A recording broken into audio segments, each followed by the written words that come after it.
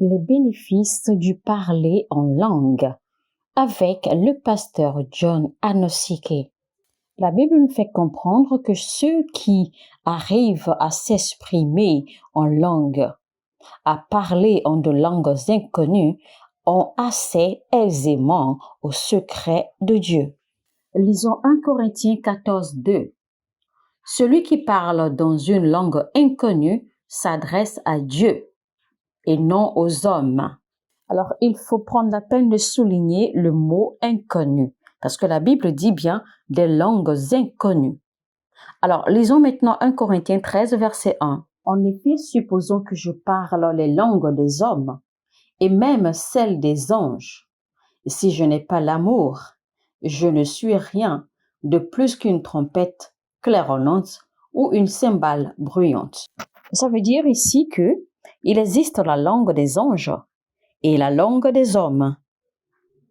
Et maintenant, voilà que la Bible nous parle d'une autre sorte de langue qu'on appelle de langues inconnues. Donc ici, on voit déjà 3 sortes de langues. Mais il existe une 4e sorte qu'on appelle les autres langues, dont ils ont parlé dans le livre de Actes chapitre 2. Ça veut dire que nous avons 4 types de langues en tout. Les langues des anges, les langues des hommes, la langue inconnue et les autres langues. C'est pour cela que dans le verset que nous avons lu, l'apôtre Paul parlait de diverses langues. Donc, quand l'apôtre Paul parlait des diverses langues, eh bien, on peut les ramener, on peut les réunir dans les 4 types de langues. Continuons dans le verset maintenant qui dit « Personne ne comprend les paroles mystérieuses qu'il prononce sous l'inspiration de l'esprit. » C'est-à-dire, en fait, que le verset dit ceci. « Celui qui parle dans une langue inconnue s'adresse à Dieu et non aux hommes. » Et personne ne comprend les paroles mystérieuses qu'il prononce sous l'inspiration de l'esprit. La Bible nous fait souligner bien, d'accord, que ce sont des langues qui font des déclarations mystérieuses. Donc, ce sont des langues mystérieuses en réalité. Ce sont des langues qui expriment des mystères. Alors, en d'autres termes, c'est quoi un mystère? Les dimensions de Dieu, inconnues aux hommes. Les intentions de Dieu qui ne sont pas encore révélées aux hommes. Les plans de Dieu, les œuvres éternelles de Sion. Les œuvres, les faits de Dieu qui ne sont pas encore manifestés. Les créations éternelles de Dieu, les diversités de Dieu. Des mystères, des choses cachées en Dieu, des profondeurs de Dieu qui ne sont pas encore atteintes. Des profondeurs de l'esprit auxquelles aucun homme sur terre n'est encore arrivé à se connecter. Et ce sont là des profondeurs éternelles. Savez-vous seulement que les profondeurs des mystères de Dieu sont tellement éternelles, elles sont si profondes et si éternelles qu'aucun homme ne peut les atteindre. Plus vous avez des compréhensions et des révélations jusqu'à une certaine hauteur, et plus la barre s'élève. C'est-à-dire que la dimension s'agrandit, la hauteur s'élève de plus en plus. Donc, ce qui fait que vous ne pourrez jamais finir de comprendre, vous ne pourrez jamais finir d'atteindre les profondeurs de Dieu. Plus vous avancez, plus vous évoluez, plus les dimensions grandissent, plus la hauteur s'étend, plus les profondeurs s'étendent. Et donc, il faudra des éternités, sur des éternités, encore sur des éternités, encore sur des éternités. Il faudra des générations et des générations encore et encore pour arriver pour atteindre les plans réels de Dieu. Et donc, ceux qui s'expriment dans de langues inconnues ont accès au mystère de Dieu. N'est-ce pas que Paul a dit dans Éphésiens 3, verset 3, que par la révélation, il m'a fait connaître le secret de son plan, que je viens de résumer en quelques mots. En me lisant, vous pouvez vous rendre compte de la compréhension que j'ai de ce secret qui concerne le Christ. Ça veut dire donc qu'une portion de la connaissance de la révélation a été donnée à Paul. La révélation sur les mystères éternels de Dieu. Pas que ce que Paul a écrit était une vérité définitive, non. Parce qu'il a dit, il m'a été donné de connaître de la connaissance ou d'avoir une connaissance du mystère. Donc c'est ce qu'il a dit. Il n'a pas dit que le mystère de Dieu m'a été révélé. Non, il n'a jamais dit cela. Il a dit qu'il en a reçu une portion de la connaissance du mystère de Dieu. Ça veut dire que les mystères de Dieu, les choses cachées de Dieu sont si profondes, si éternelles, si cachées que Dieu les révèle degré par degré, c'est-à-dire portion par portion. C'est pour cela que quand Jean a accédé au mystère profond, quand il a accédé à l'autre bout dans le règne céleste, il a commencé à exprimer des choses que l'on ne pouvait pas comprendre. Il a commencé à parler, à dire des choses qu'on ne pouvait pas comprendre parce qu'il était dans une dimension et donc il parlait de cette dimension. Et tout ce que Jean disait était complètement, entièrement différent et plus profond que ce que Paul avait dit. Parce que Paul, en fait, a parlé des doctrines de Christ pour l'Église. En fait, il faut dire aussi que Paul s'est beaucoup plus adressé aux païens. Donc, il était un peu plus limité dans ce qu'il a vu ou dans les révélations qu'il a eues. Donc, Dieu lui a donné la portion ou le degré de révélation qui sont basés sur son appel. Mais quand Jean est monté dans cette dimension, Jean a vu des choses plus grandes, des choses totalement différentes. Parce que les mystères de Dieu sont si profondes, elles sont sans fin, elles sont éternelles. Alors il est écrit que celui qui parle en de langues inconnues ne parle pas aux hommes, mais parle plutôt à Dieu. Ce qui veut dire alors que c'est une dimension de langue qui est au-delà de la langue des anges. Parce que si je peux parler dans la langue des anges et discuter avec les anges, ces langues-ci dont on parle maintenant me donnent un accès direct pour parler à Dieu directement. Donc, ça veut dire que je peux pénétrer dans la dimension de langues inconnues et parler en langues inconnues. Et ce qui, évidemment, revient, d'accord, à la multitude de langues, c'est-à-dire aux diverses langues dont l'apôtre Paul parlait. Et là, il y a un accès direct à Dieu. Et j'entrerai ainsi dans les seins de la communion de la Trinité, le Père, le Fils et le Saint-Esprit, à travers les langues des mystères. Alors ainsi, je pourrais m'adresser directement au Père et le Père me répondra également puisque le Père comprendra ma langue. Et donc ainsi, nous allons pouvoir interagir dans diverses lumières parce que Dieu, notre Père, demeure, il réside dans une lumière inapprochable. Il demeure dans des lumières, dans des éclats inapprochables. Et chacune des lumières de Dieu est une dimension particulière de sa gloire, de ses intentions et de ses plans. La connaissance, les gardiens de la lumière de Dieu, les 7 esprits de Dieu. Pouvez-vous finir d'atteindre les dimensions où réside Dieu? Pouvez-vous finir d'atteindre la capacité, les profondeurs de la lumière, cette lumière que l'Éternel porte, cette lumière éternelle? Alors, Paul dit dans Éphésiens 1, verset 10, à partir du verset 17, il dit « Je demande que le Dieu de notre Seigneur Jésus-Christ, le Père qui possède la gloire, vous donne par son esprit sagesse et révélation pour que vous le connaissiez. Qu'il illumine ainsi votre intelligence afin que vous compreniez en quoi consiste l'espérance à laquelle vous avez été appelés. Quelle est la glorieuse richesse de l'héritage que Dieu vous fait partager avec tous ceux qui lui appartiennent. Et quelle est l'extraordinaire grandeur de la puissance qu'il met en œuvre en notre faveur, à nous qui plaçons notre confiance en lui. Cette puissance, en effet, il l'a déployée dans toute sa force.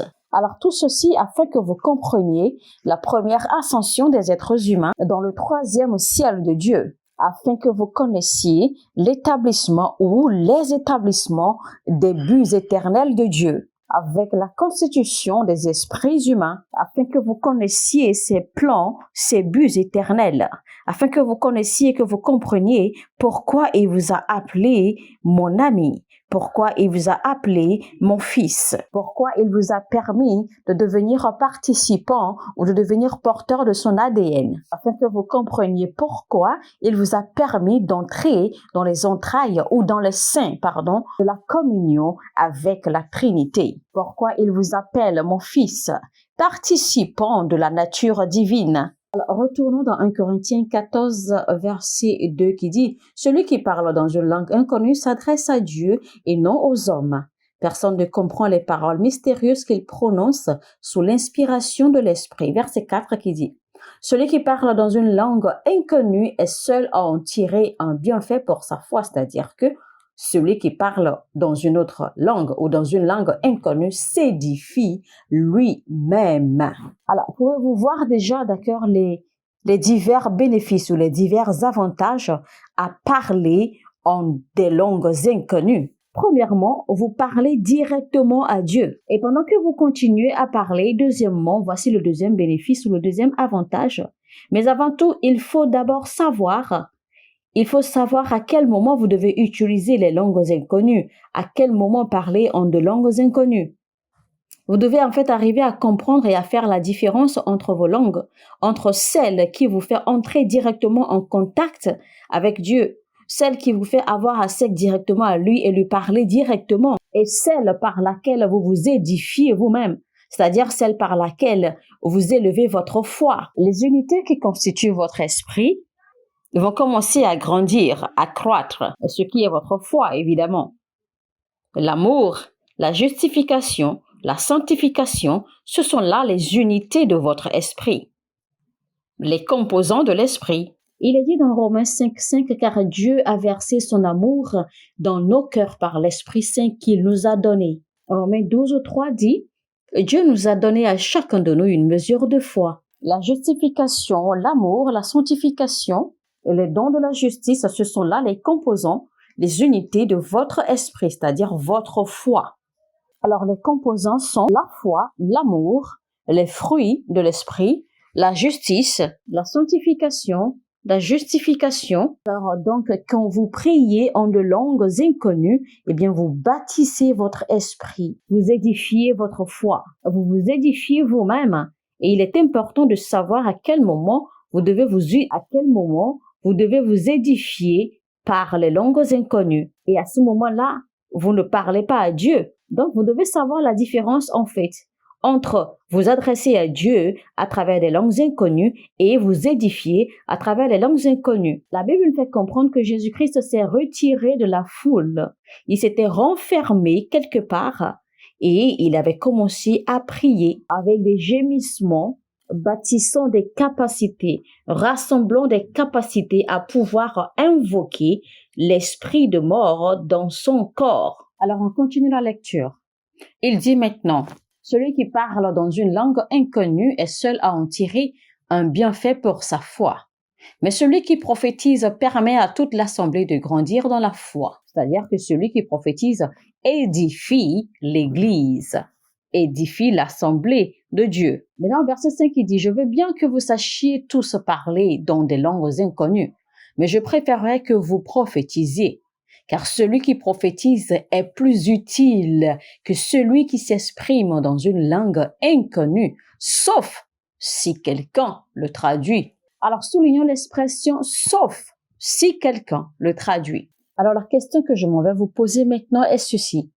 Combien d'entre vous avez déjà prié pour avoir l'interprétation de vos langues? On ne vous a pas en fait enseigné que vous pouvez parler en diverses langues et être capable de les interpréter en même temps. Au verset 13, il a dit « C'est pourquoi celui qui parle en langues inconnues doit demander à Dieu de lui donner de traduire ce qu'il dit en langage compréhensible. » Maintenant, il faut savoir aussi ceci. Parler en langue n'est pas prier. C'est-à-dire que ce n'est pas parce que vous parlez en langue que cela veut dire que vous êtes en train de prier. Mais de prier, c'est plutôt d'avoir l'interprétation de langues inconnues. Alors, si vous me dites maintenant que vous êtes en train de prier, la première question que je vais vous poser, c'est quel est le contenu de votre prière? Donc, si vous priez, alors vous priez sur quoi? Quelle est votre requête?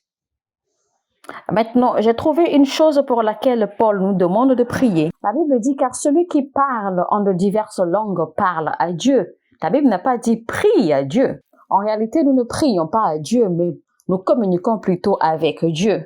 Mais alors, il a dit si vous voulez prier, alors jeûnez et priez et demandez au Seigneur, donne-moi les créatures, ou donne-moi les écritures ou l'habilité de l'interprétation de langue. Car si les créatures des interprétations vous ont été données, eh bien vous serez en mesure de les invoquer, c'est-à-dire d'invoquer les créatures de l'interprétation. Vous serez émerveillé alors de comment vous allez commencer à entendre d'autres voix pendant que vous êtes en train de prier en langue ou de parler en langue.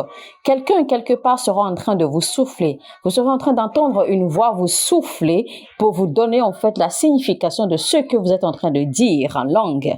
Dans Daniel chapitre 5, le roi avait entendu une voix, une langue. Il avait entendu Méné, Méné, Tekel, Ophasim, Pérez. Mais il ne pouvait pas l'interpréter, donc il a fallu Daniel pour lui interpréter la langue qu'il recevait.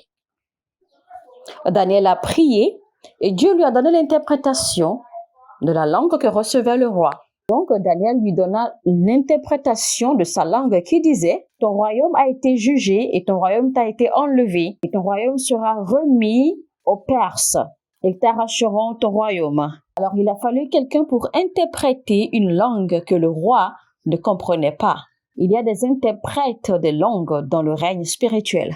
Il dit, « Car si je prie en langues inconnues, mon esprit est en prière, mais mon intelligence n'intervient pas. Que ferai-je donc? Je prierai avec mon esprit, mais je prierai aussi avec mon intelligence.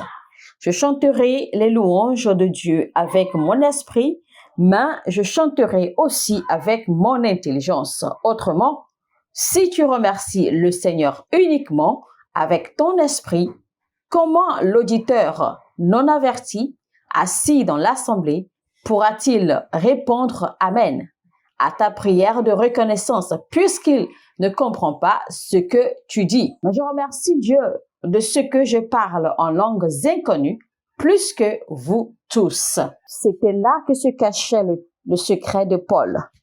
Le secret de Paul, en fait, était que Paul était toujours dans les dimensions du parler en langue. Et c'est ce qui lui permettait son ascension. Il était toujours dans le parler en langue, à contrôler les dimensions, à débloquer les règnes, des atmosphères, des dimensions. Et il savait exactement ce qu'il disait. Parce que pour qu'il en arrive à dire en fait qu'il faille que nous prions pour avoir l'interprétation, ça veut dire que lui aussi a prié pour avoir l'interprétation de ces langues et les interprétations lui ont été données. Donc l'apôtre Paul a tout le temps vécu dans des dimensions où il pouvait comprendre ce qu'il disait. Cependant, lors des réunions de l'Église, je préfère dire seulement 5 paroles compréhensibles pour instruire aussi les autres, plutôt que 10 000 mots dans une langue inconnue. Alors voici ce que Paul disait. Paul disait pour que lui puisse fonctionner, il a établi un équilibre entre le premier point qu'il avait émis. Alors il dit, quand je me retrouve dans l'assemblée de Christ, quand je me retrouve avec l'Église, là où les hommes charnels se retrouvent et essaient même de comprendre ce qu'ils disent, mais quand je me retrouve seul, hors de l'Église, je parle plus en langue que vous tous.